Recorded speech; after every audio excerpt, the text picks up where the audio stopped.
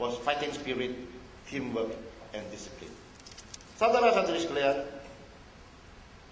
dilihat dari segi positif, Batu Sapi telah memberi SAPP pengalaman dan ujian yang sangat berharga.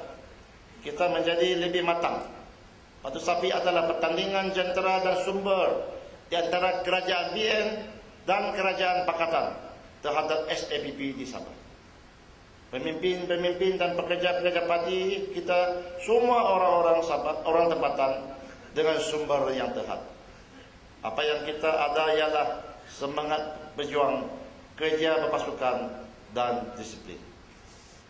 Nah, kalaupun kita tidak mencapai keputusan yang memuaskan di Batu Sapi, ada juga ahli-ahli baru menyertai parti.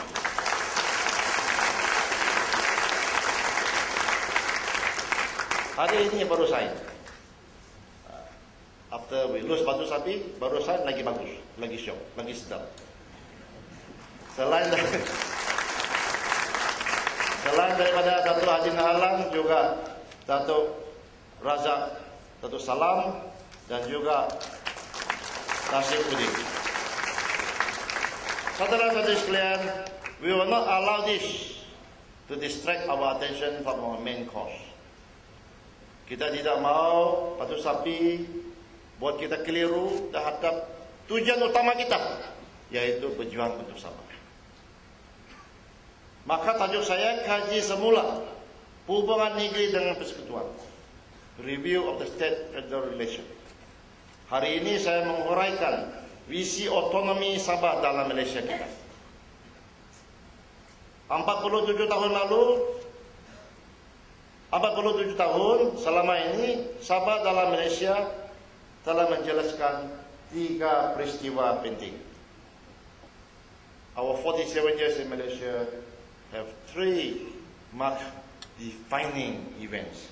1, Hari Malaysia 16 September 1963, di mana memintahkan kedaulatan negara kita dari London ke Kuala Lumpur, the transfer of sovereignty from London to Kuala Lumpur.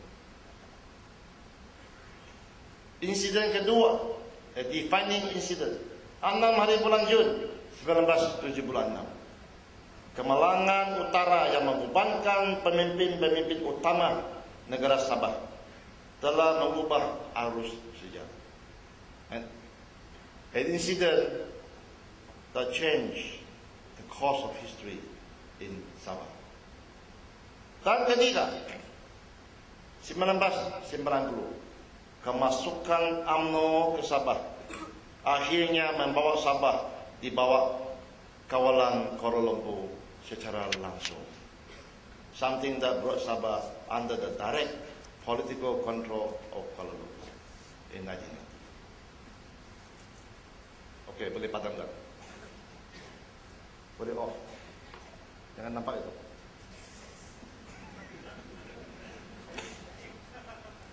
Kita menghadapi politik Sabah yang menyedihkan. Pecah dan perintah dari Kuala Lumpur. Sabah juga mempunyai pemimpin-pemimpin dan parti-parti yang lemah, yang datang dan pergi. Sebagai sebuah negeri yang miskin dan lemah, hari ini rakyat Sabah bergantung kepada orang lain, khususnya pemimpin politik dari Kuala Lumpur. Ini sangat menyedihkan. Keadaan ini mesti diubah. SAPP mestilah membawa perubahan ini. Kita mesti menghapuskan perasaan takut yang ada pada minda orang-orang Sabah.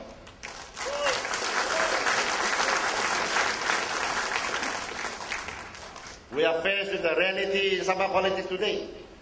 The politics of divide and rule for Kuala Lumpur. We in Sabah have had weak leaders and weak parties that have come and gone. Being poor and powerless, Sabahans have come to depend on others, particularly their political bosses in Kuala Lumpur. And this is sad. And this must change. And SAPP must effect this change.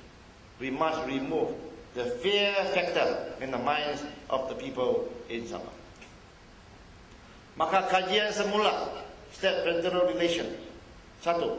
SAPP akan membuat kaji semula selaras dengan deklarasi 8 perkara SAPP, berjuang untuk otonomi dan kembalikan Labuan ke Sabah. Kaji semula ini juga mencadangkan bahawa Mahkamah Tinggi di Borneo, the High Court in Borneo, dinaik taraf kuasanya dan statusnya. Pemberian kewarganegaraan, Award of Federal Citizenship di Sabah mesti mendapat persetujuan negeri Sabah. Skedul 9 Legislative List dalam Perlembagaan Persekutuan boleh dipindah untuk memberi lebih bidang kuasa kepada Sabah dan Sarawak. Contoh, pekerja asing, undang-undang buruh, perkapalan, pengangkutan darat, perdagangan dan industri, dan tenaga boleh dipindah ke senarai negeri ataupun from federalist to state list. Skedul 10 Part 5 penambahan sumber dan pendapatan kepada negeri-negeri Borneo boleh diperluaskan termasuk minyak, petroleum dan gas, cukai custom dan pendapatan berasal daripada Sabah dan Sarawak. Ini semua dalam perlembagaan. Cuma kita minta dipindah, ditambah daripada senarai yang ada pada negeri-negeri Sabah dan Sarawak. Tidak lain, tidak bukan. Kami tidak mau minta banyak dari Semenanjung. Cuma kita minta banyak yang berasal, originating from Sabah and Sarawak. We want more of what was originating from Sabah and Sarawak.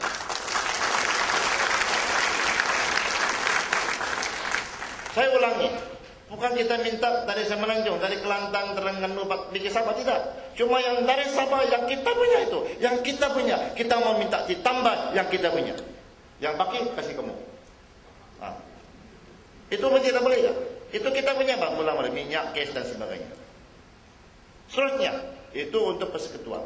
Seterusnya, Perlembagaan Negeri Sabah, the Sabah State Constitution.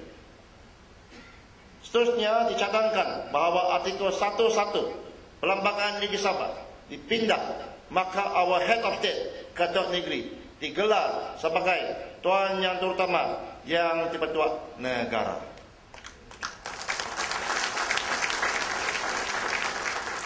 We used to call our head of state negara, ya, bukan TYT negeri. Dulu kita panggil TYT negara. Kenapa? Dia ada dokumen. Bukan kita suka-suka. Penjelasannya dalam laporan jawatan kuasa antara kerajaan in the Intergovernmental Committee Report before Malaysia was formed pada tahun 1963, chapter 3, para 21 dinyatakan Ketua Negeri disebut sebagai Yang Dipertua Negara bagi North Borneo. That the head of state is stated in the Intergovernmental Committee Report leading to the Malaysia Agreement 1963. It was stated that the head of state of North Borneo should be called Yang Dipertua Negara. Tidak sah dari situ undang-undang. Tapi kita sendiri kasih jatuh sendiri. Jadi bikin negeri. Macam Telis, macam Malaka, macam Penang. Undang-undang anti lompat. Bagi mengelakkan ahli-ahli Dewan Undang Negeri melompat lagi. Kita mau mengembalikan undang-undang anti lompat sebagaimana jika seseorang adun meninggalkan parti di mana simbol parti yang digunakan dalam pertandingan pilihan raya, maka dia perlu mengosongkan kursinya bagi pilihan raya kecil diadakan. Ini perlu diselaraskan pindaan kepada Perlembagaan Persekutuan supaya provinsi ini adalah tidak kehilangan kuasa oleh freedom of association ataupun kebebasan bersatuan dalam artikel 10.1 Perlembagaan Persekutuan. Kita juga cadang memasukkan undang-undang membatalkan adun pertanding semula sekiranya dia letak jawatan. To allow an adun who have resigned his seat to recontest in the by-election. At the moment, it's a 5-year ban. Dihalang selama tempoh 5 tahun sekiranya adun meletakkan jawatan sebagai adun dan dia tidak boleh tanding. Maka kita punya prinsip bahawa adun misalnya dalam lompat parti dia mesti letak jawatan supaya pilihan yang kecil diadakan, dan adun yang sama itu boleh bertanding di kawasan yang sama. Barulah ini demokratik. Saudara-saudara sekalian, modernisation. Sebagai rakyat Malaysia yang tulen, kita di Sabah secara ikhlas merasakan bahawa kerajaan persekutuan mesti menunaikan surat perjanjian dan semangat perjanjian Malaysia 1963, termasuk janji modernisation perkhidmatan awam.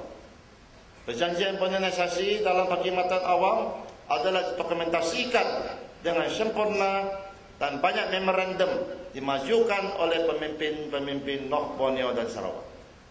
Di dalam memorandum oleh Malaysia Solidarity Committee, laporan Lord Corbett Commission of United Nations, laporan IGC, dan akhirnya menjadi satu hak yang sah dari segi